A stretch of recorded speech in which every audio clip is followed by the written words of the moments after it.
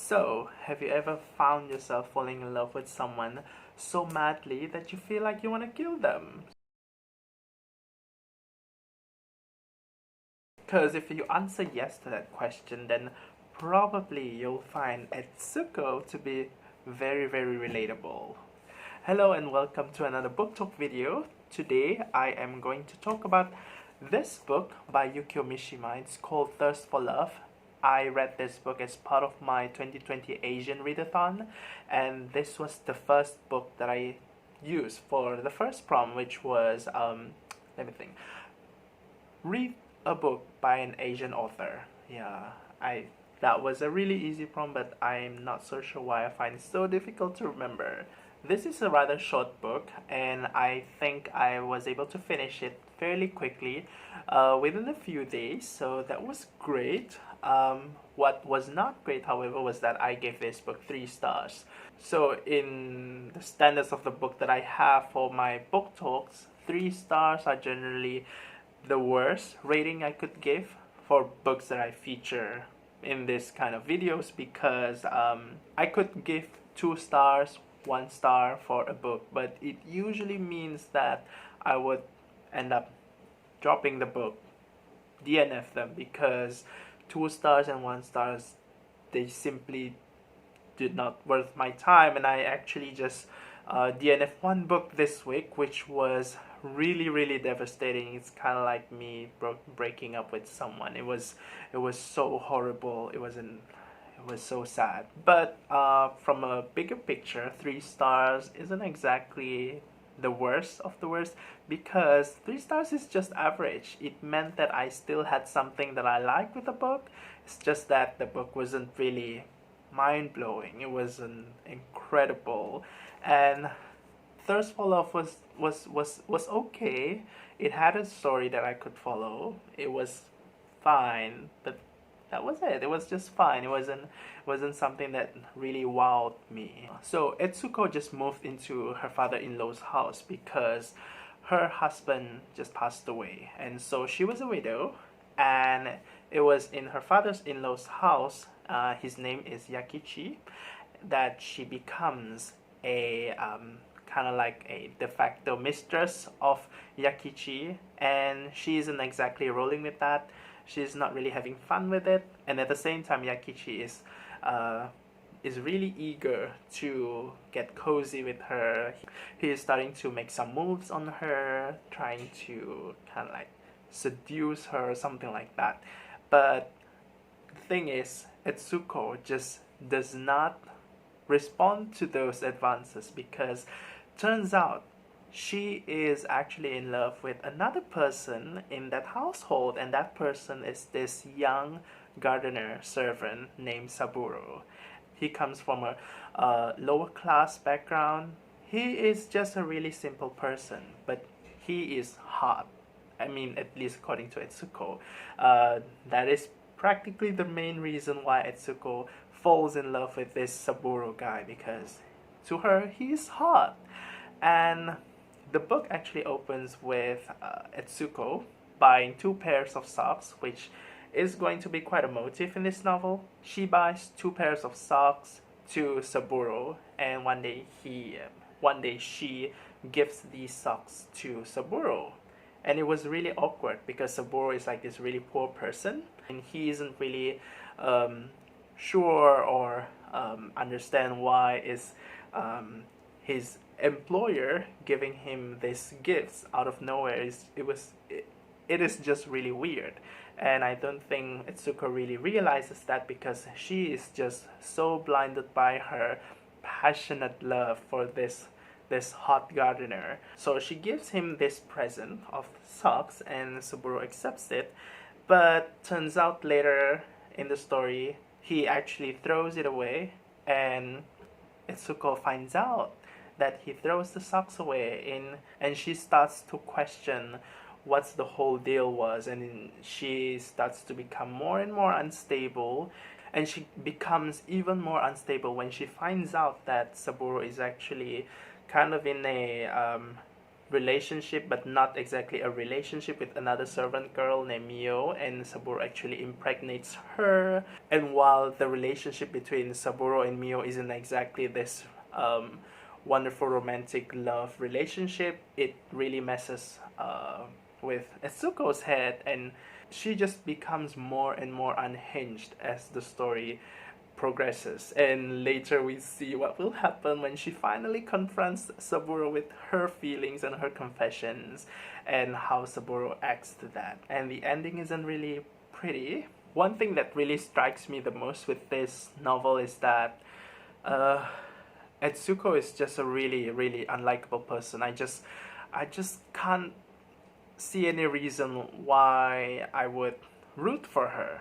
The thing is that the synopsis of this story actually sells the idea that, oh, maybe Etsuko is kind of stuck in this in this household, this whole relationship thingy between her creepy father-in-law and this really hot gardener, hot servant that she's in love with, and she has to make a choice at the end. And I think the synopsis is trying to make us root for Etsuko by giving us the impression that she is trying to make a choice for her life. But the thing is, Etsuko is just so manipulative. She is selfish, and she doesn't really care about other people, and she is also shallow as fuck.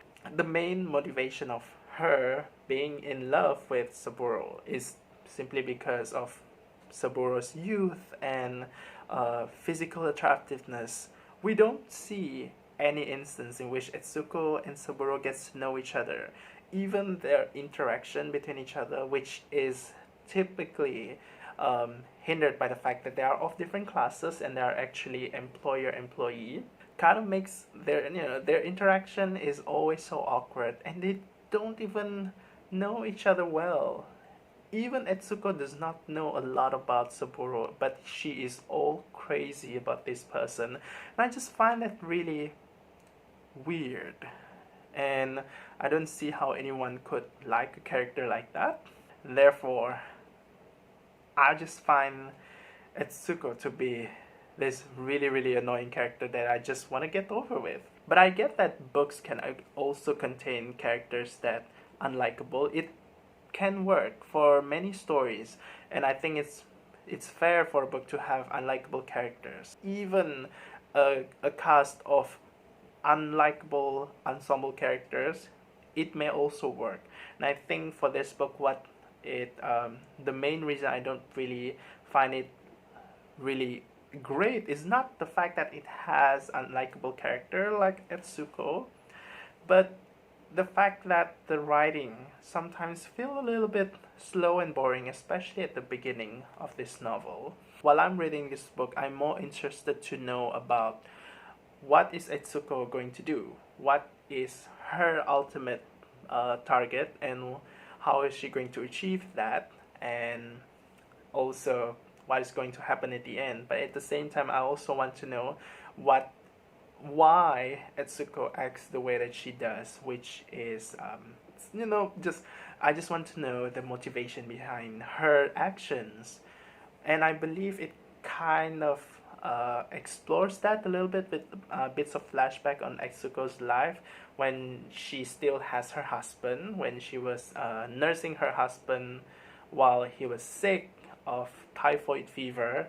And the thing is, her husband was a cheating bastard, so she didn't exactly get enough love from her husband. She was really devoted to him, but he wasn't really crazy about her, and I guess maybe that kind of messes her up, but I don't think that's really an excuse to be a bitch for other people. But again, I just want to say that the writing at the beginning of this novel just kind of feels a little bit lost and directionless.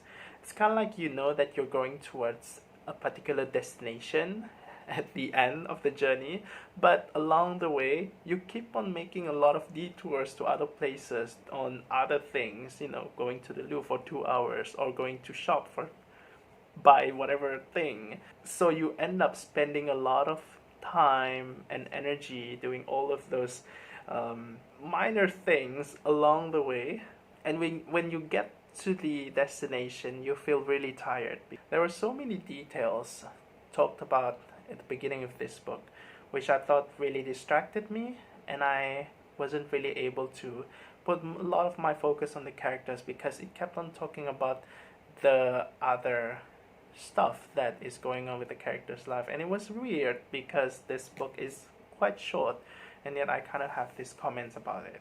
But of course, I think another reason why I kind of felt this way about this book was also because maybe my state of mind wasn't really suitable for reading this book at the time. I was actually reading this book while at the same time I was thinking a lot about my work as well, and so I was almost always anxious, or at least partly anxious. And I have the anxiety at the background, and so I was really able to focus a lot on this story. So I think the fact that I felt that way probably detracted from my experience in reading this book. I wouldn't say that this book is bad on its own. It's just that I wasn't really able to enjoy it fully. And I sincerely believe that if I read this book at a different time, perhaps I would have a slightly different experience, maybe a slightly more positive one.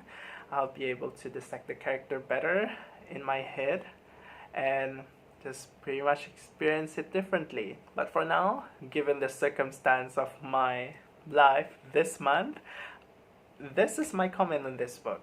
Now, this is the second book by Yukio Mishima that I read. The first one was The Sailor Who Failed from Grace with the Sea, and I thought that was wonderful. And I don't think that I'm going to ditch works by Mishima completely because just because this book didn't work so well with me.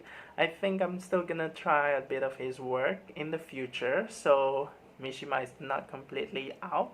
But I guess for now I'm just gonna focus more on other writers first because, well, technically I don't have any books by Mishima with me currently in my stacks of TBRs. Anyway, that's my short rambling on this book. If you are interested to read this book, feel free to pick it up. I don't think it's bad, it's just didn't work for me this time. So that's it for me for now. If you notice that my background is slightly different, it's actually in the same room, but I just want to sit on the bed this time because I just wanted to change places. That's all for now for Thirst for Love. And I'm going to talk about other books that I have for the 2020 Asian Readathon as well. Currently, I'm reading UFO in Her Eyes by Xiao Lu Guo, and I think that that's wonderful, although there are some bits of the dialogue just felt a bit weird. And I'm also reading Certainty by Madeline Tien, so I think I will have videos on those. If the books do not suddenly, for whatever reason, become bad in the middle and I have to drop them. I hope not. I really hate dropping books, but sometimes it's just necessary to do that for your own sanity. But anyway, take care and I'll see you again. Bye!